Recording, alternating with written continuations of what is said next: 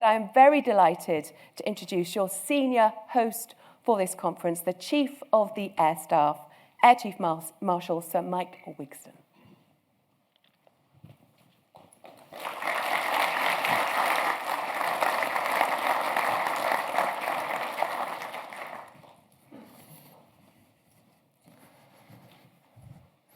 Thank you, Susanna. And I should also say we should say congratulations to Susanna, who last night was awarded Media Expert of the Year for the amazing stuff she's doing on the financial markets.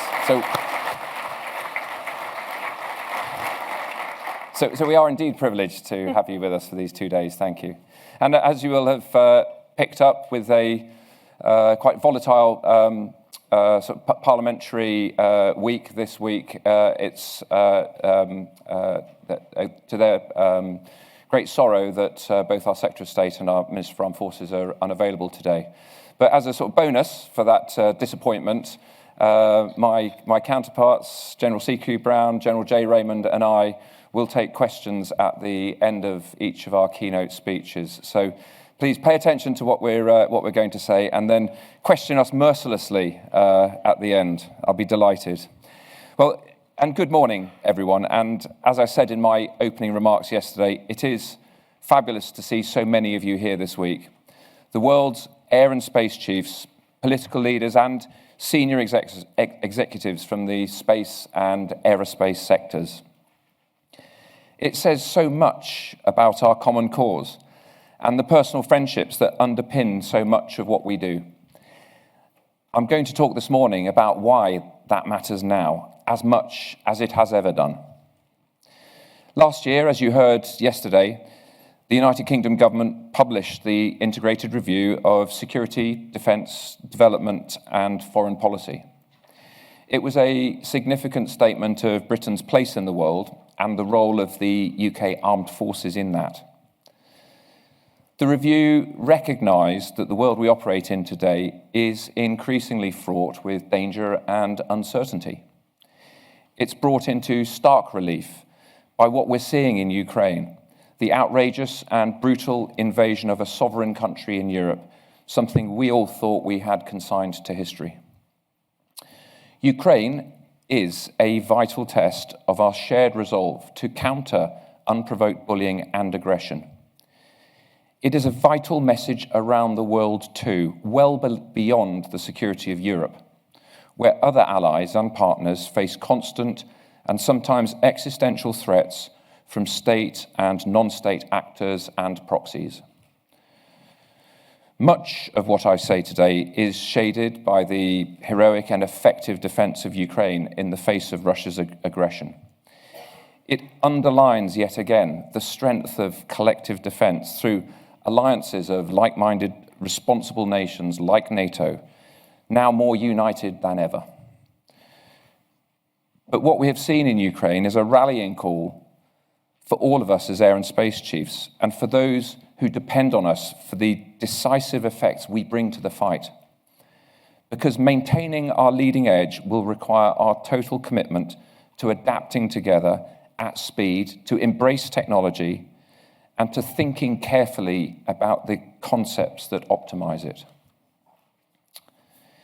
It's a salutary reminder that throughout our collective histories as air and space forces, our greatest successes and most groundbreaking progress have been the results of our deep-rooted partnerships, our technological innovation, and our conceptual imagination. The conflict in Ukraine has reinforced some key truths. It has been a crystal clear reminder that control of the air is vital for operations by land or sea, as is interrupted access to space and the electromagnetic spectrum. Without those, you have little hope of decisive advantage and the swift success that brings. The heroic defenders of Ukraine have also shown us that the democratization of previously exquisite technology, rapid technological innovation fused with their boundless imagination when it comes to employing that technology, well, they become catalytic force multipliers in their own right. We have all marveled at the exceptional tenacity and fighting spirit of the Ukrainian people in the face of overwhelming force. But I also give their commanders at every level enormous credit for their technological agility, their flexibility of approach, and their lethality. Massed armoured columns have been annihilated with the effective use of ISR, fused from multiple sources, including commercially available drones. Space has been a game changer too, at the heart of how the Ukrainians have maintained their fighting edge, using improvised space-based services from military and significant commercial sources. These approaches have been a revelation to those who chose not to see them like that before Ukraine, a wake-up call for those happy just to do the current stuff a little bit better and think it will be enough. It falls to us as air and space leaders to highlight how much has changed and how fast in the modern battle space. Because air and space power amplifies the joint forces' effectiveness in all domains. It is the guarantor of freedom of maneuver by land or sea. So as aviators and guardians, we are uniquely placed to provide the conceptual leadership to take that forward in the way that Ukraine has shown we must. We have all benefited for many years with our especially close relationships with our fellow air and space forces. We have literally grown up together and developed the tactics, techniques, and practices to operate together as a formidable integrated force. The Russian Air Force, by contrast, has shown what happens when you invest in modern technology, but don't invest in the people, the training, and learning that generates a truly effective 21st century Air Force. Its inability to conduct complex missions or to integrate air effects across domains is plain to see, as is the unreliability of their technology. That is why training together as air and space forces and with our armies and navies is so important, generating truly effective and seamlessly integrated multi-domain effect. And it's why we're committed to major exercises such as Space Flag, hosted by the US Space Force, or Exercise Pitch Black, hosted by the Royal Australian Air Force later this year. Pitch Black is especially important as it allows us to train in a realistic operational environment with some of our closest allies, underlining our commitment to the Indo-Pacific region. But more than training and exercising, it is also about the moral culture and standards that bind, guide, and inspire us as allies. In that regard, we are all especially privileged to have benefited from our enduring ties with the United States Air Force and the United States Space Force, noting that 2022 represents the 75th anniversary of the USAF.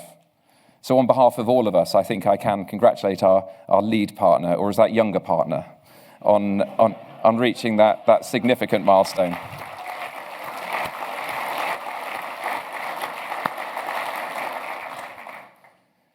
Interoperability doesn't happen by accident, and it cannot rely on systems integration alone. It is a result of the hours of training we do together, the investment decisions we make as a collective, and the time we spend learning from each other. Put simply, we are stronger together. As we look to the future as air and space forces, we know that to maintain our leading edge, we must be ready to understand, decide, and then act faster and with even greater precision, lethality, and in more places around the world simultaneously than we do today. And we're going to have to do it sustainably too, in terms of both resource and the environment. Our aircraft, spacecraft, and systems must integrate seamlessly across all operational domains to allow the transfer and exploitation of information, the rapid decision-making, and the timely delivery of effects. But the technology is nothing without the conceptual framework in which it is employed to deter, to fight, and to win. Our leading edge is reliant on both technology and concepts. So our way in air and space warfare must be led by both. And that's why, for the Royal Air Force, I've directed the most fundamental review and reimagination of the RAF's way in warfare for over 30 years. We will examine the resilience and redundancy across our force, learning from our history and from the thinking, concepts and operational postures of our allies and our potential adversaries too. It links to agile combat employment, which will enhance our resilience and increase our flexibility through irregular deployment to unconventional and austere bases.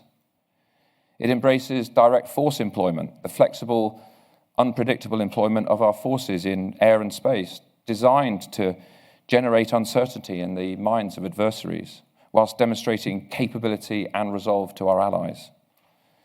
And all of that will depend on a new approach to air and space command and control, which in turn depends on battle space connectivity and that functioning, interoperable digital C2 network, which I would suggest is one of the most important technological challenges we all face. At the heart of the Royal Air Force's future air command and control system is Nexus, our combat cloud, and Raven, our virtual communications node, both of which got sort of name-checked a couple of times yesterday. Between them, they create a common operational picture by fusing data from multiple sources to provide actionable intelligence of the battle space in real time. Nexus and Raven are flexible, secure, proven, and have been developed in-house by the Royal Air Force at a fraction of the cost of comparators. And because we developed it in-house, it is open and available to our allies and partners. Today, as we watch the heroic and effective defense of Ukraine in the face of overwhelming force, or we observe questionable, reckless behavior in space by Russia and China, we know that we can no longer assume the unchallenged access to air and space that we have enjoyed through most of our careers. Nor when we look at what Saudi Arabia, the UAE, Iraq, Israel, South Korea, and Japan are experiencing day after day, can we ignore the threat of ballistic and cruise missile attack at home or overseas. That's why the Future Combat Air System is such a critical development program for the United Kingdom, because we need to start work now on what will replace Typhoon from the late 2030s, defending our skies. And it's why we're investing £2 billion sterling or 2.4 billion US over the next 4 years to 2025, alongside our international partners. We're exploring partnering opportunities and sharing our technological expertise with a range of international partners, including Japan and Italy, and we're sharing an open FCAS dialogue with Sweden. Our FCAS program will deliver an advanced combat air system capable of fighting and winning in the most hostile air environments. And as with other combat air programs, we're looking at a mix of swarming drones and uncrewed combat aircraft, as well as next-generation piloted aircraft like Tempest. Our swarming drone trials point to the enormous operational potential for these systems to confuse and overwhelm an adversary's air defences. In the last 3 years, 216 Test and Evaluation Squadron, alongside the Rapid Capabilities Office, the Defence Science and Technology Laboratories, and industry, will have trialled 5 different drone types in 13 different trials of new payloads, new platforms, and new control systems. We're exploring new models of capability delivery and accelerated production when we need them, rather than in case we need them. From the twin-jet 3D printed Pazuki to commercially available large drones fitted with novel payloads to large quadcopters. In light of this work, I can announce that we declared on the 28th of March this year that 216 Squadron has demonstrated an operationally useful and relevant capability using the RAF's current fleet of drones. Further up the performance and capability line, our work to explore uncrewed aircraft and how they might augment F-35 and Typhoon continues. The work has been challenging, but we have learnt and gained a huge amount from our Mosquito program around digital design and novel manufacturing techniques. We've decided that our focus now should be on systems that can be operationalized much more quickly. And that's why we have drawn the Mosquito program to a close. But we're moving on fast, and I'm delighted to announce that in the autumn we'll unveil a series of targeted challenge areas that we want to drive forward at pace with industry, our science and technology partners, and internationally too. So look out for our Rapid Capabilities Office launching a series of industry competitions to accelerate scalable uncrewed systems, culminating in an operational fly-off to get those systems on the front line, delivering for the warfighter faster and better. In a more dangerous and uncertain world, it's not just the behavior of states like Russia, Iran, and China that should concern us. Climate change is a transnational challenge that threatens our resilience, our security, and our collective prosperity. As air and space leaders, we must also understand how our people, aircraft, equipment, critical resources, and supply chains will need to adapt to operate in a climate-changed future environment. It is about operational resilience in a climate-changed world. It will take decades, and we need to start now. The RAF is already thinking about operating beyond fossil fuels. We have some truly exciting, genuinely exciting synthetic fuel programs, one of which earned us a Guinness World Record last year for the world's first 100% crewed synthetic flight. But as with everything we do to make the groundbreaking progress this challenge demands, we must tap into our deep-rooted partnerships, our technological innovation, and our shared conceptual thinking about what we can achieve together. And that's why I'm delighted that so many of you see it the same way as I do, and over 30 of you have signed the Declaration of Intention on Climate Change Collaboration.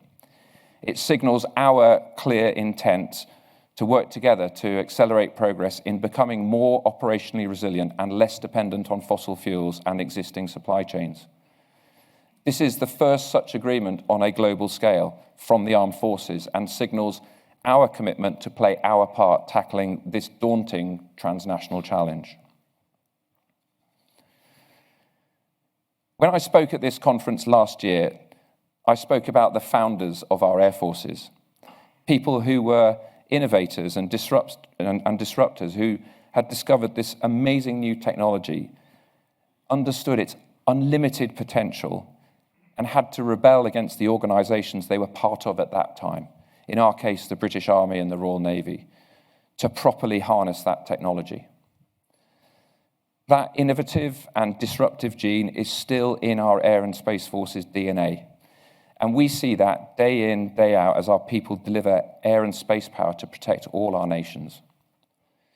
Throughout our collective histories, our greatest successes and most groundbreaking progress have been the result of our innovation at the cutting edge of technology and our conceptual thinking beyond the possible. But that success has also been because of our deep-rooted partnerships. And looking around this hall this morning, we can be very proud of the way that we have come together as allies in air and space. The diversity in our friendships, partnerships, and alliances stands in stark contrast to the autocratic adversaries who stand and fail alone. That diversity in our conceptual thinking, in our technological breakthroughs, the diversity in the way we train together, as well as the excellence in our mission execution, will ensure that we, as partner air and space forces, will always prevail, protecting our sovereignty, prosperity, and security into the future, and above all, ensuring the future defense of our skies and space. And that's why it's an enormous pleasure to see so many of you here this week. Thank you.